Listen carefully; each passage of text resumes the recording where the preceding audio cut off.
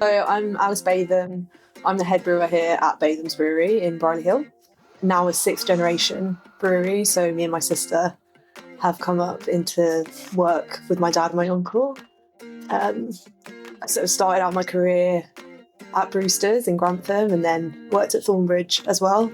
But yeah, now I'm back here. Came back during the pandemic, so I've been in here about 4 years now. What made you want to do that change and come back to the family business? I think a lot of it was COVID because all of the pubs shut down and it was just a really difficult time for my family. It was actually the first time that we've ever had to close the brewery. So even during the First and Second World Wars, our family stayed here and remained here and carried on brewing, and it just felt like such a hard time. My dad actually sort of said, we need you back here. And also just for me, like I was living on my own in Sheffield and I struggled to sort of settle a little bit just because I was working and I loved working at Thornbridge, but I think a lot of people's priorities were kind of thrown into question during that time, and it was always going to be here, wasn't it? Was there always a plan for you to come back then?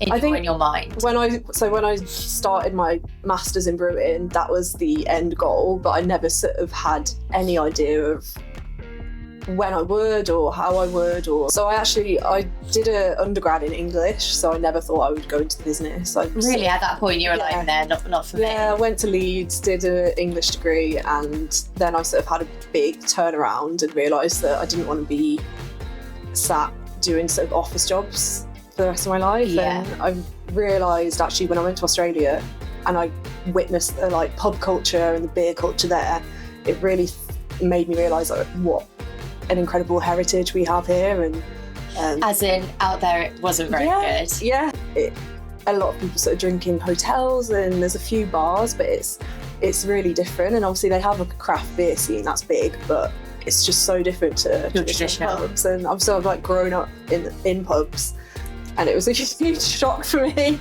Yeah.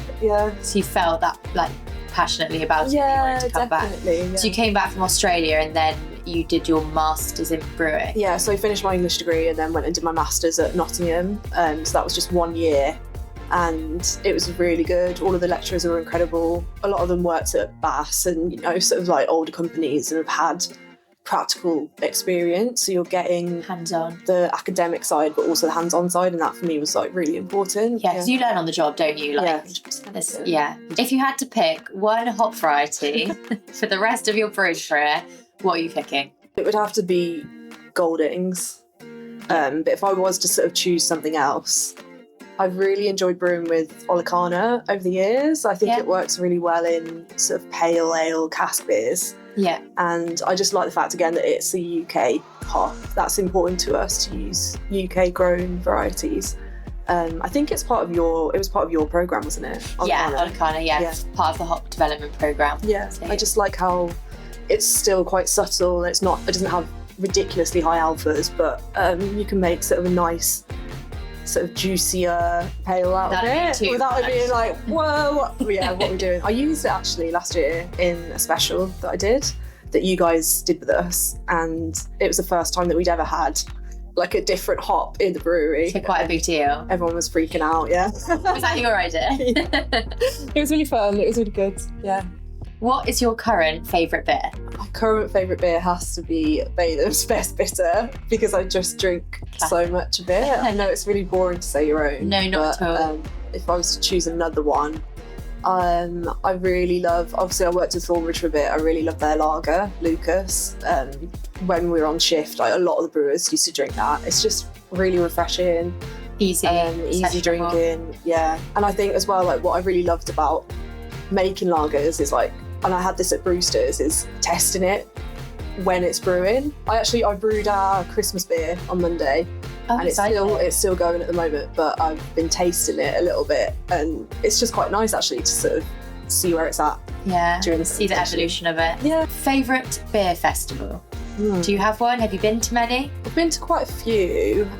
We have one in a couple of weeks here, the Dudley Winter Ales Festival, and that is a lot of fun because it's a lot of sort of wintry stouts, porters, those type of beers. Nice. And it's just nice to sort of see the local community come together and people that that will like go to some of the pubs and it's just quite sort of Wholesome. Low key, but wholesome. Yeah, exactly. Yeah. What's one item in the brewery that you couldn't live without?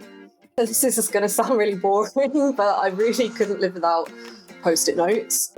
I think I did pick this up from Thornbridge. We used to write down what we needed to do in the day on a Post-it note and have it in my pocket. And I've sort of now got about 10 Post-it notes in my pockets at all times. Chaos. Just like it's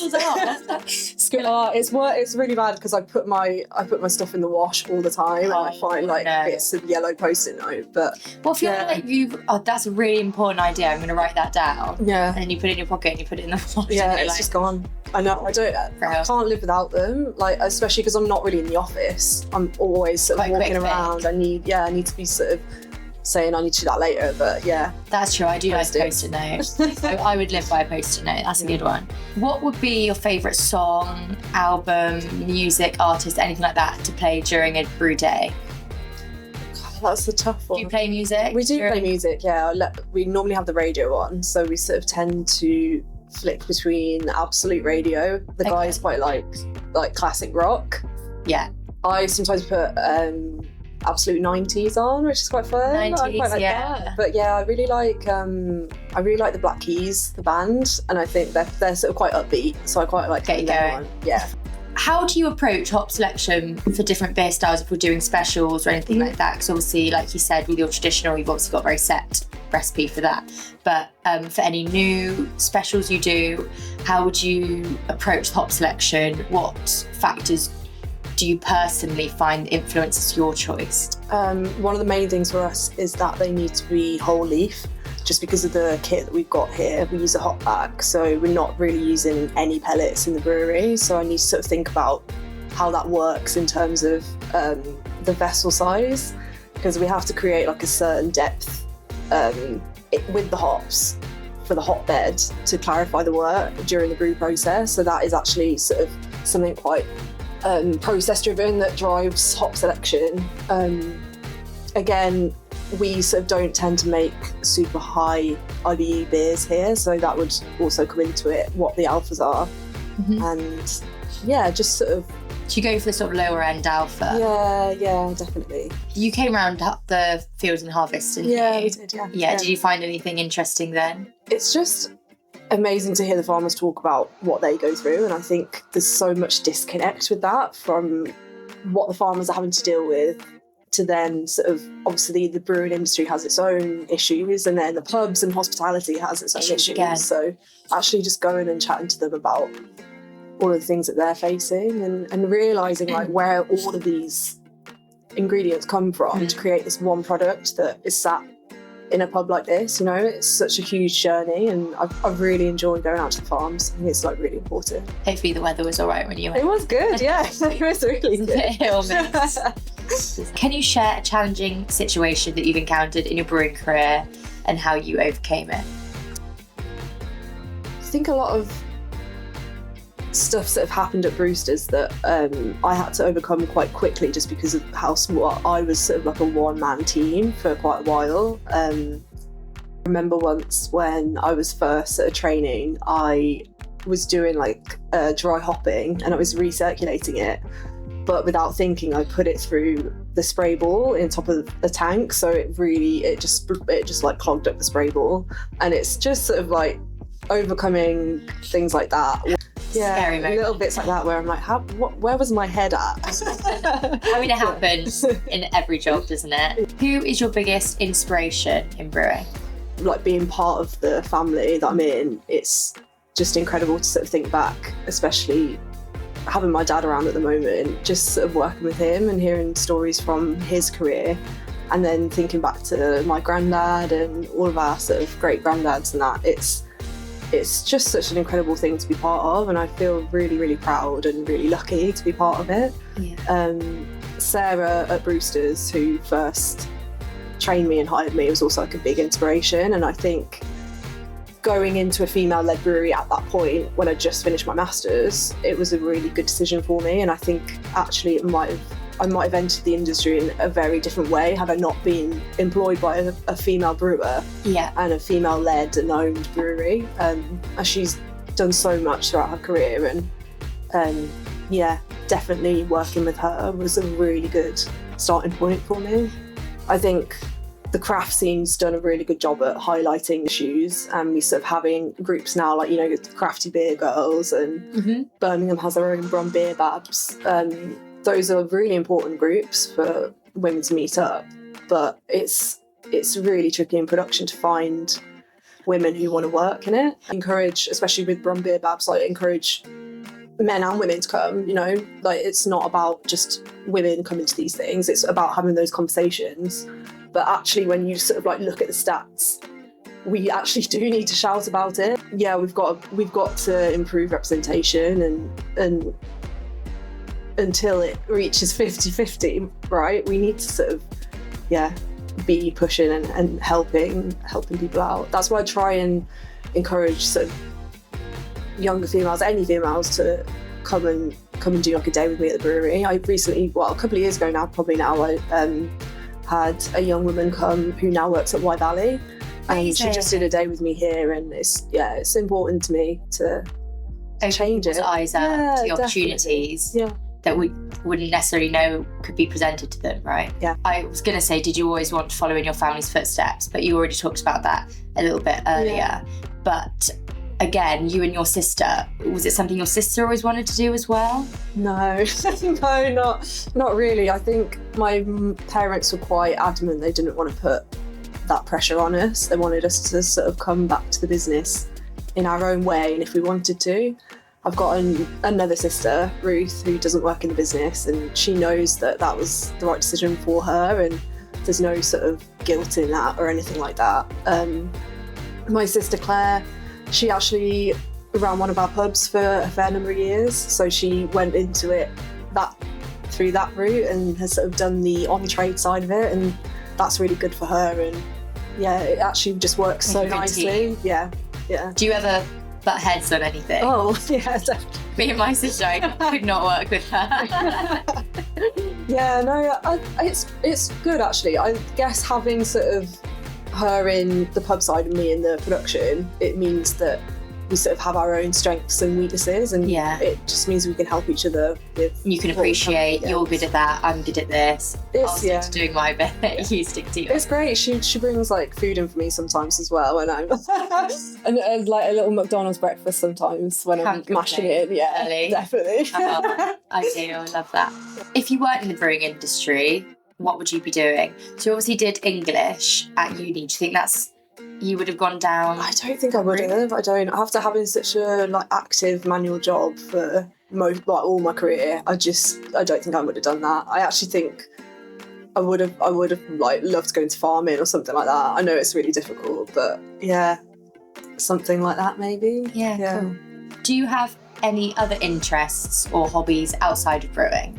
Yes, and I try to make sure I stay on top of those things, because I think it can sometimes be, especially with being in a family business, it can be sort of all consuming. I was going to say, it could become literally your life 24/7 if you're not. Which is not, it's not a bad thing, but everyone needs downtime, right? I really like swimming. I'm quite active sort of outside work. I walk my dog whenever I can. I've got a cocker spaniel.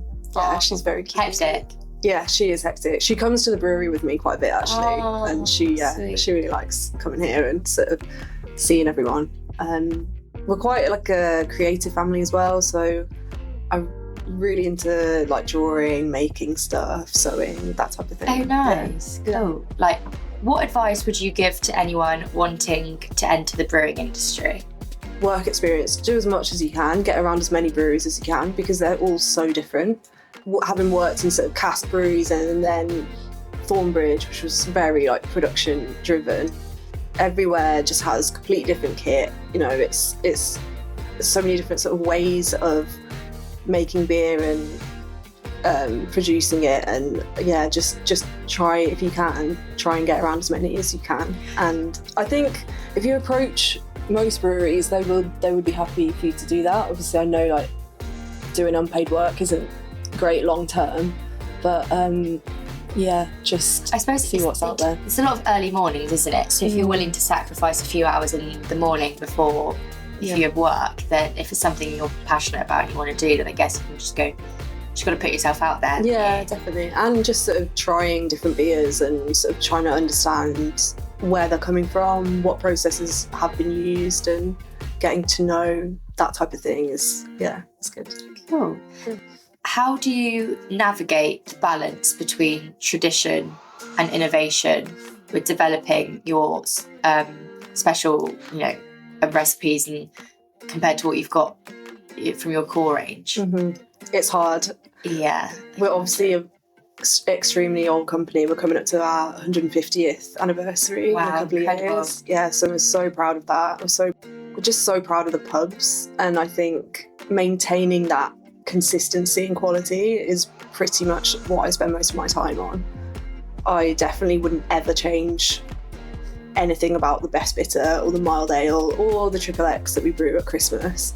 That's really important to us, and I think especially at the moment within the industry, it's important to sort of see the value in that and see the value in a consistent quality cask ale. People just want to come into the pub, know what they're getting, and like I said, I spend so much time making sure that the bitter especially is just super consistent. So that's important. But then the innovation side, it's something that we sort of try to progress with. I guess it's something that I've pushed a little bit more, but I also am sort of quite wary of the fact that I don't want to just do a load of random beers just for the sake of it. We're really lucky that our product is so well loved and so well followed, and we can't sort of thank our loyal customers enough for that, because they drive the product, they drive the throughput, which is so important for cask. But it's good. Maybe something in the pipeline. You've got how many pubs now? So we've got 12 pubs. Wow. Yeah. So they're mostly in the Black Country. We've got a few that are sort of on the outskirts. But we like to keep it really local. And I think in terms of my head brewer hat on, it's really important for cask that it's not travelling too far, miles and miles. What is the last beer you brewed / are brewing? But you sort of talked about that. Your Christmas beer. Christmas beer, yeah. That's the triple X. That's the triple X. Yeah. So it's around about 6.5% amber ale that we use. Yeah, it's basically very similar hopping to our best bitter, but with a few other tweaks. It just feels really Christmassy, and it feels really, I think when you know that it's in the pubs, you know that Christmas is coming. And my grandma actually really likes drinking the triple X, so I try and get her to go and have half a pint with us every Christmas. But it's really if you have a couple of that, you'd be on your way. I think I had 1 pint once and ended up just falling asleep on my parents' lounge floor. Fuggles or Golding, but you've obviously said Golding. Do you ever use Fuggles? Or? Yes, yeah. As well? Yeah. But you'd pick Goldings, would you? I think I would, yeah. So we actually use Goldings in cask, so we dry hop with them. They just smell incredible. It's just really nice. Wow. Yeah. And final question, what is next for you in the industry? Just sort of steering this ship, I guess, through it. It's taken me quite a while to sort of feel not comfortable, but settled here. And I think because I moved back during COVID, everything was still quite uncertain, and the pubs were sort of doing that in and out thing with serving but not serving, and that. But yeah, it took a while. Like I said, maintaining Batham's quality is the biggest part of my job. At the forefront. Yeah. Oh, great. Well, that's all my questions. Really? Is there anything else you wanted to add, or just that Faram's has basically provided us with hops forever. So I think the relationship that we have with you guys is really important to us as well. And also we do the hop selection with Paul and John Farben in the end of the year and around Christmas time, and it's just it's really important to us. And I just sort of thinking about the fact that my ancestors were going over to Malvern to get the hops, and now you are. Yeah, it's just great. It's just really. It is a family, really, isn't it? Yeah. Faram's family. Good. Well, thank you very much. Thank you. Appreciate your time. Thanks for coming. You're welcome. Thank you. Yeah.